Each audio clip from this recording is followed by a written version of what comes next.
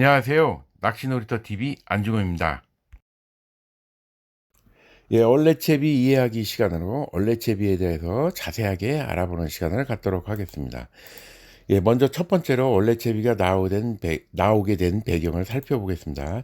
과거에서부터 현재까지 민물낚시 맥락을 살펴보면 일본은 전축낚시, 중축낚시를, 우리나라는 올림낚시, 바닥낚시를 현재까지도 계속 이어져 내려오고 전승되고 있습니다. 일본 전축낚시의 경우 낚싯대의 길이를 척으로 합니다. 1척이 30.3cm거든요. 그래서 예를 들어서 11척이다 하면 3.3칸, 12척이다 하면 3.6칸이 되겠습니다. 그리고 매우 공격적이고 전투 낚시를 하기 때문에 낚싯대를 내려놓지도 않고 계속합니다. 굉장히 공격적이죠. 그래서 우리나라에서는 좀 이게 안 맞는다 그래서 전혀 안 하시는 분들도 있습니다. 굉장히 피곤하죠. 굉장히 계속 해야 되는 상황이다. 그래서 바닥에 앉아서 하는 가부좌 낚시로 우리나라 낚시와는 좀 다른 스타일을 갖고 있고요.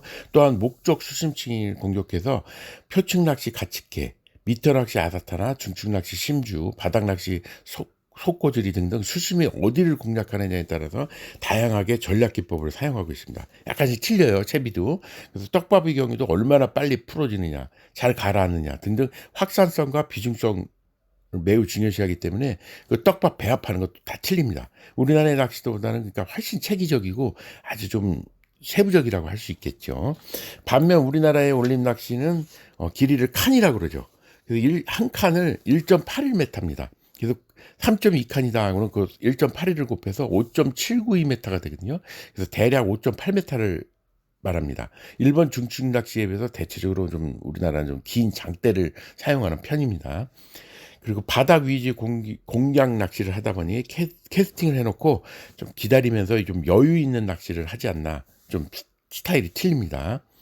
그러다가 90년대쯤에 일본의 중축 낚시가 대만으로 전수가 됩니다. 그래서 대만은 근데 낚시터가 약간 특성이 틀리다 그래요. 수심이 낮고 어종이 좀 작아요. 그러다 보니까 이게 좀 변형이 되면서 이게 내림 낚시로 변형이 됩니다.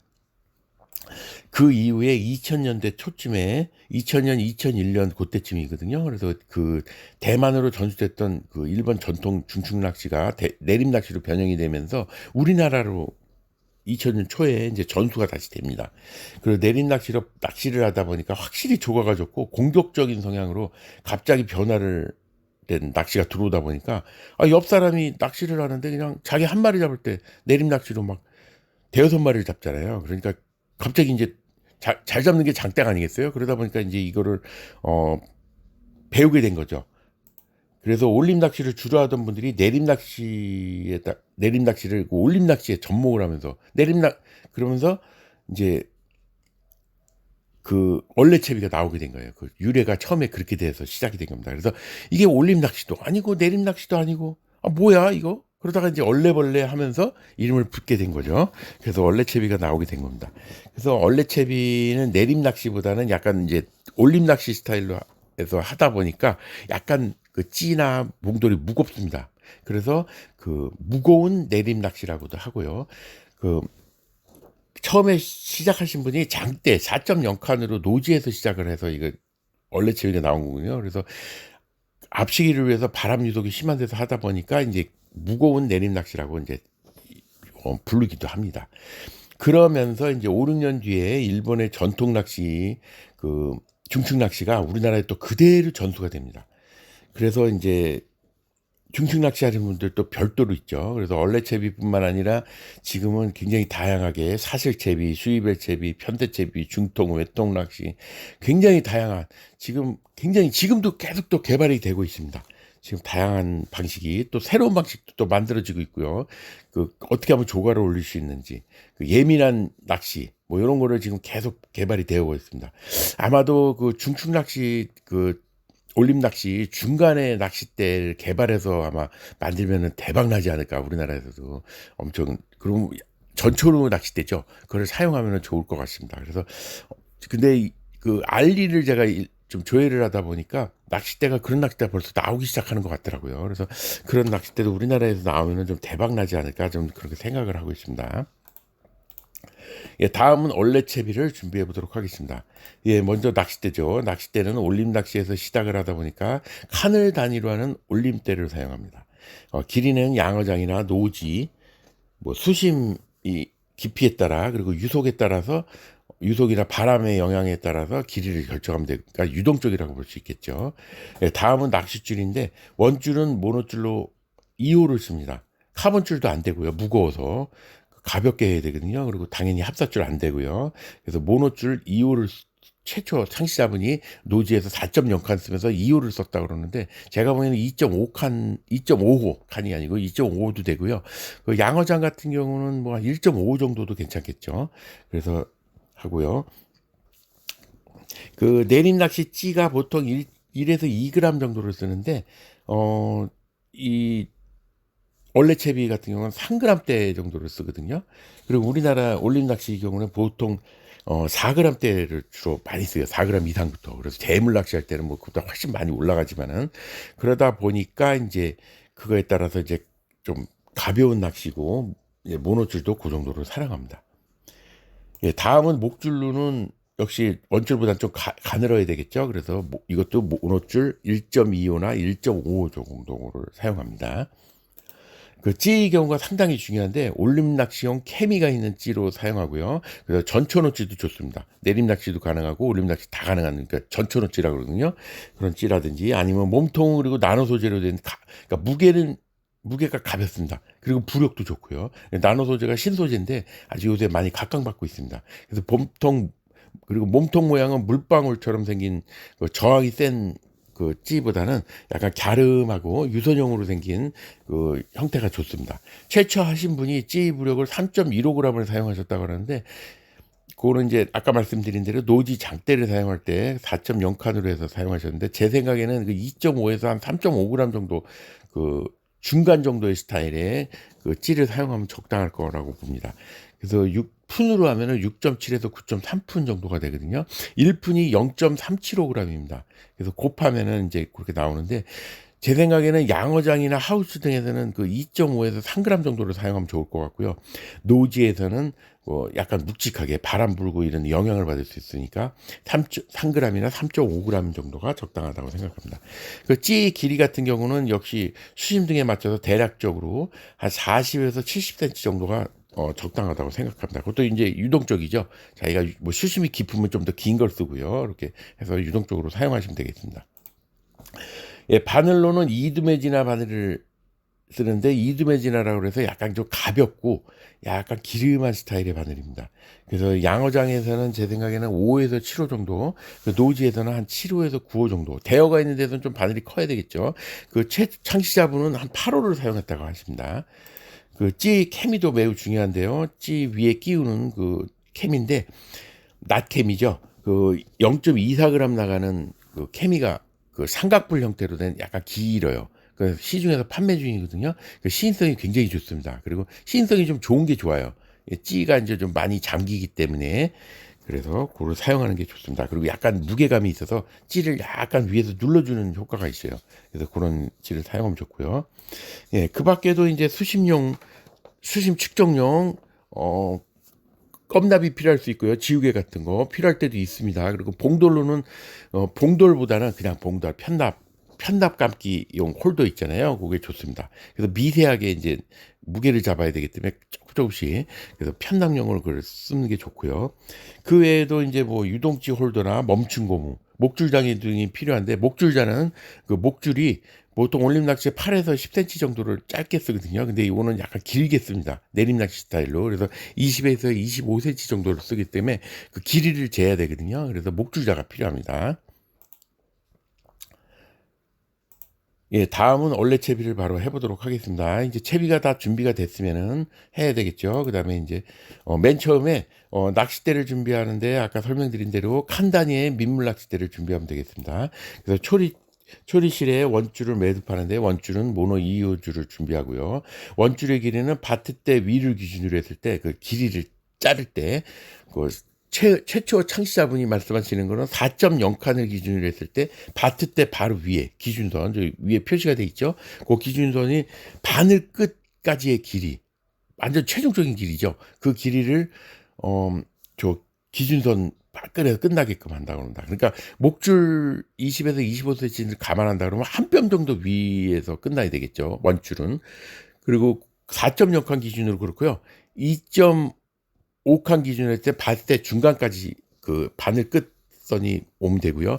그래서 중간 3.2칸 정도를 많이 쓰시는데 3.2칸 쓴다 그러면 바트대 기준선에서 한 뼘 정도 아래까지 해서 자르시면 될 것, 그 끝나시면 될 것 같아요. 그래서 3.2칸 기준으로 했을 때는 한 바트대 끝 기준선에서 원줄을 자르시면 딱 맞지 않을까 생각을 합니다. 예, 그리고서 이제 다음으로는 이제 멈춘 고무를 끼우시는데 이건 똑같습니다. 이제 4-5개를 끼우는데 맨 위에 이제 어떤 분은 초리실 매듭을 이제 고정하기 위해서 하나 끼우시는 분도 있고요. 그리고 그 수심 측정용 하나를 끼웁니다. 그 다음에는 이제 상부에 그 찌를 고정하는 찌가 필요하고요. 당연히. 근데 여기다가 이거를 또 밀림 방정을 위에다가 하나 더 끼우시는 분도 있어요. 그리고서 이제 그 다음에 2개를 끼운 다음에 이제 유동치 고무를 끼워야 되겠죠. 찌를 끼워야 되니까. 그 다음에 간격은 그 멈춘 고무를 그 다음에 2개를 또 끼우는데 그 간격은 한 5mm 정도 벌려주시는 게 좋습니다. 그래야 이 유동치 고무가 이제 원활하게 안에서 움직일 수가 있으니까 너무 꽉 끼면은 딱 꽉 껴가지고 찌가 원활하게 이렇게 딱 쓰질 않을 수가 있거든요.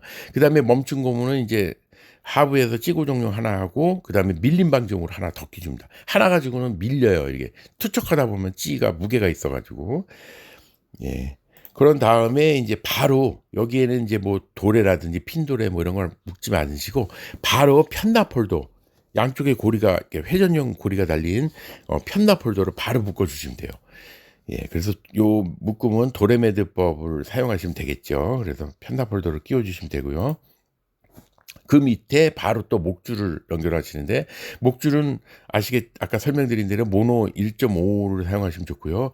길이로는 쌍바늘 채비로 할 경우는 18이나 23cm 그래서 5cm 단차를 줍니다. 18에서 23cm나 20에서 25cm 정도 이렇게 길이를 적당하다고 생각하거든요. 그렇게 하시면 됩니다. 그리고 원줄로 할 경우는 20cm 정도를 사용하시는 게 좋습니다. 그 다음에 아까 말씀드린 대로 역시나 바늘은 이드매지나 양어장에서는 5에서 7호 정도, 노지에서는 7에서 9호 정도. 그래서 양어장에서는 보통 5호 정도 쓰시면 될 것 같아요. 노지에서는 한 8호 정도. 그리고 뭐 대어가 있는 양어장이다. 대어가 많다. 향어, 뭐 잉어 이런 게 많다. 그러면은 조금 더 크게 쓰셔도 되겠죠. 6호나 7호 정도. 예, 그렇습니다. 그 다음에 편납 폴더에 편납을 감아 주시고요. 그다음에 찌를 끼워 줍니다. 여기까지 이제 채비가 완성되면. 그래서 찌는 3.15g 내외로 하시는데 유선형이고 전천후 찌나 나노 소재로 되고요. 그리고 수심에 따라서 유동적으로 그 길이를 이게 맞게끔 해서 끼우시면 되겠습니다. 그 다음에 위에 케미는 0.24g은 시인성이 높은 케미를 끼워주시면 되고요. 이렇게 하면 채비가 완성된 거거든요. 아주 간단합니다. 다른 채비에 비해서 뭐 2단, 3단, 분할 채비라든지 뭐 여러 가지 뭐 도래도 들어가고 뭐 여러 가지 들어가는데 그런 거 없이 아주 가볍게 하다 보니까 매우 단순한 채비가 완성됩니다. 예, 다음은 얼레 채비의 기본 원리를 살펴보도록 하겠습니다. 그 3가지로 구분해서 올림 낚시, 그 내림 낚시, 얼림 낚시는 비슷하니까 내림, 얼림 낚시를 하나 가지로 보고요. 그다음 중축 낚시 해서 간단하게 3가지를 살펴보도록 하겠습니다. 먼저 올림 낚시의 경우 바닥에 봉돌과 바늘을 모두 붙입니다. 봉돌을 바닥에 붙이니까 당연히 목줄이 밑에 같이 붙어 있겠죠. 그리고 장대로 멀리 투척을 하다 보니까 그 봉돌이 내려가면서 사선이 좀 많이 그려집니다. 봉돌을 가라앉으면서 이렇게 쭉 그리고 멀리 투척을 하니까 휙 던지잖아요. 멀리. 그러다 보니까 이렇게 비스듬히 내려가면서 사선이 많이 그려집니다. 그리고 찌의 목도 한 목이나 두 목. 찌가 올라오는 걸 보기 위한 거기 때문에 찌를 최대한 잠겨서 찌의 한 목이나 두 목만 남겨놓고 하죠. 근데 꼭 올림 낚시라고 그래서 찌가 올라오는 것만이 정답은 아니에요. 붕어가 뿌덕밤을 확 도망가 버리면 찌를 확 물속으로 처박히는 수도 있거든요. 뭐 그런 경우도 있습니다. 그러니까 꼭 올림 낚시라고 해서 찌가 올라오는 것만 보는 건 아니에요. 예, 다음은 이제 내림 얼레 낚시를 보면은 봉돌을 띄웁니다. 그러니까 이제 봉돌의 무게가 좀 미세해지겠죠. 약간 찌에 부력하고 맞추다 보니까 그러면서 그 바늘은 또 바닥에 붙입니다. 그래서 약간 이게 슬로프가 약간 이것도 지는데요. 그 슬로프라는 거는 이제 바닥에 그 목줄이 이렇게 축 늘어져 가지고 이렇게 이렇게 늘어져 있는 상태를 슬로프라 그러거든요. 그래서 약간 사선이 그려지면서 이제 슬로프가 질 수 있는데 어 원래 채비 같은 경우는 이제 보통 나올 때 목수를 2에서 3목 정도 올림 낚시보다는 약간 더 올려줍니다. 그렇게 해서 낚시를 하고요. 그 내림 낚시 같은 경우는 뭐 5목, 7목까지도 올리거든요. 내리는 걸 보기 때문에. 근데 원래 낚시 같은 경우는 이제 보면은 보통 올라가는 것도 있는 경우도 있고 내려가는 경우도 있고 그 입질이 되게 다양합니다. 그래서 지금 올림 낚시, 내림 낚시는 이제 바닥권에 붙이기 때문에 봉돌과 바늘을 이제 서로 붙이는 형식이 돼서 바닥 낚시라고도 불리기도 합니다. 둘을 통틀어서. 예, 다음은 중축 낚시를 보면요. 중축 낚시는 봉돌과 바늘이 모두 떠 있습니다. 바닥에. 물론 속고지리 같은 경우는 내림 낚시와 비슷하게 바늘을 바닥에 붙이는데요. 봉돌을 바닥에 붙이는 경우는 없습니다. 중축 낚시에서는. 중축 낚시는 그 둘 다 수중에 떠 있는 거죠. 그러면서 이제 낚시를 합니다. 예, 찌도 굉장히 위까지 올라오죠. 많이. 그래서 5목이나 7목까지 올리는 경우가 있고요. 이게 또 그 떡밥의 무게에 따라서 이 찌가 쭉 내려갑니다. 내려가다가 또 다시 이렇게 올려주기도 하고 그렇게 하면서 사소리 낚시라고 그러거든요. 이렇게 약 올리는 낚시를 하기도 합니다. 굉장히 공격적인 낚시죠. 그리고 내림 주로 찌가 내려가는 걸 주로 보는 낚시입니다. 그래서 가볍다 보니까 찌가 주로 내려갑니다. 물면은 그렇게 해서 그런 낚시를 많이 합니다. 완전 차이가 있죠. 그 원리를 기본적으로 봤습니다. 다음은 원래 낚시 찌 맞춤과 수심 맞춤에 대해서 해보도록 하겠습니다.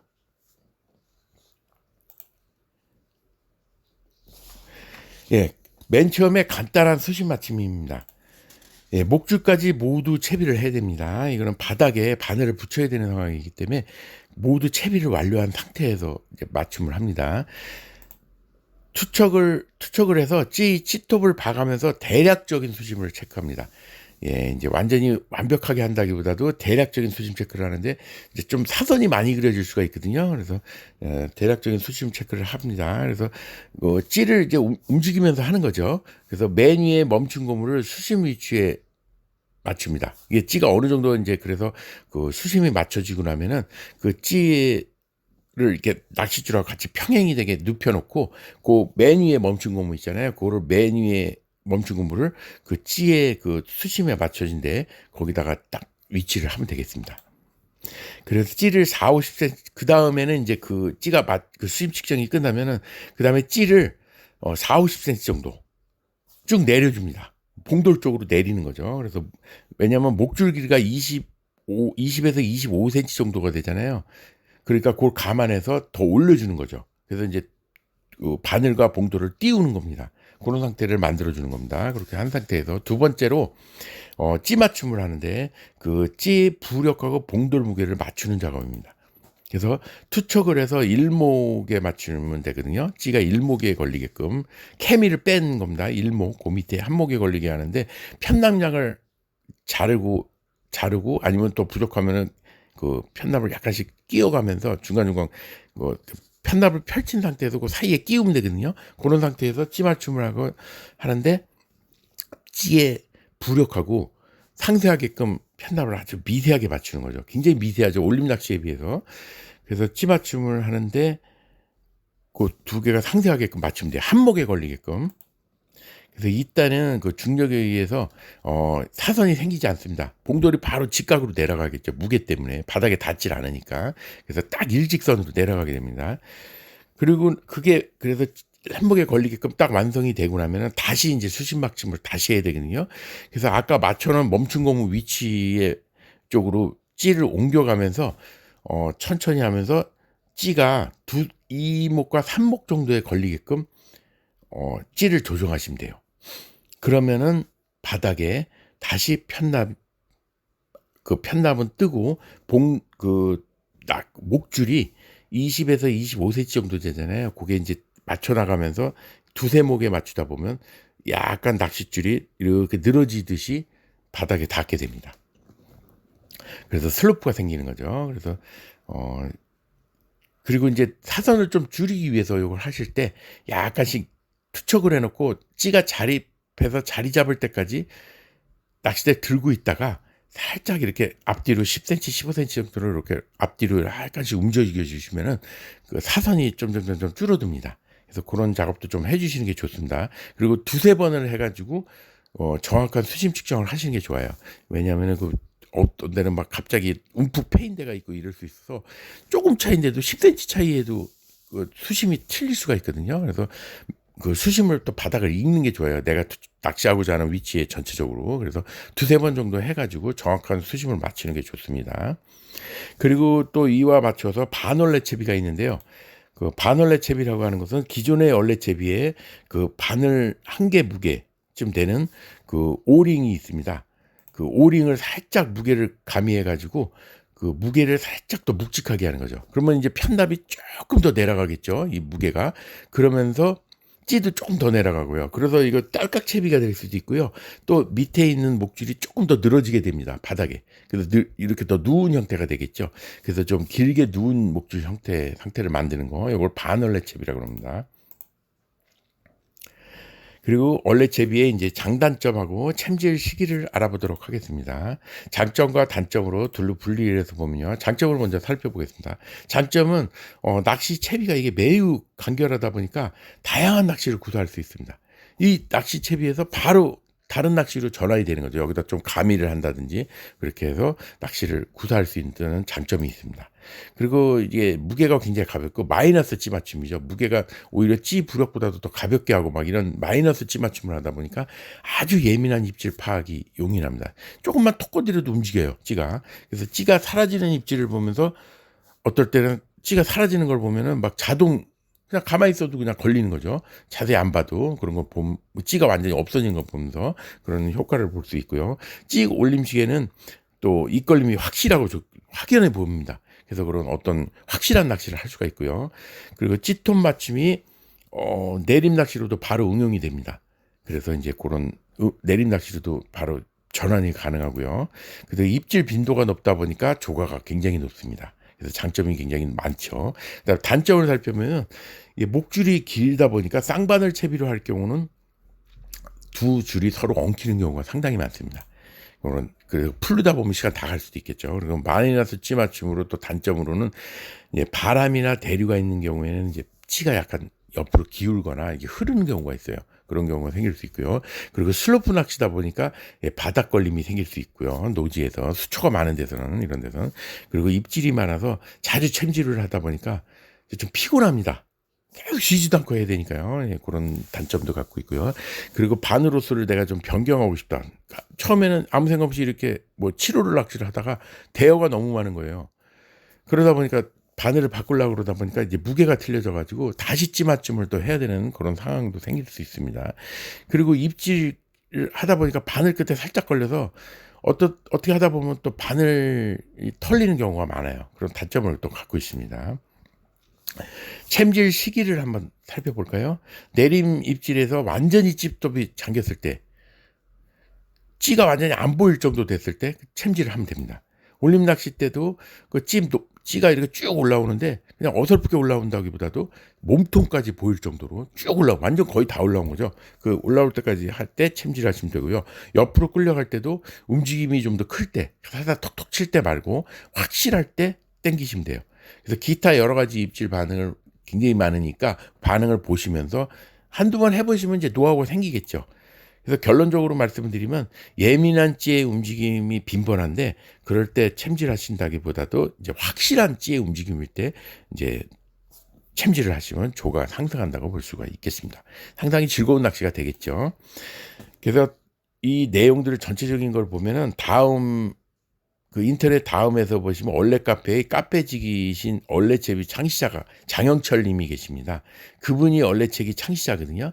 그분을 통해서 이제 많은 이제 얼레채비가 나오면서 지금도 더 발전하고 또 새로운 얼레채비도 뭐 내놓으신 게 있더라고요.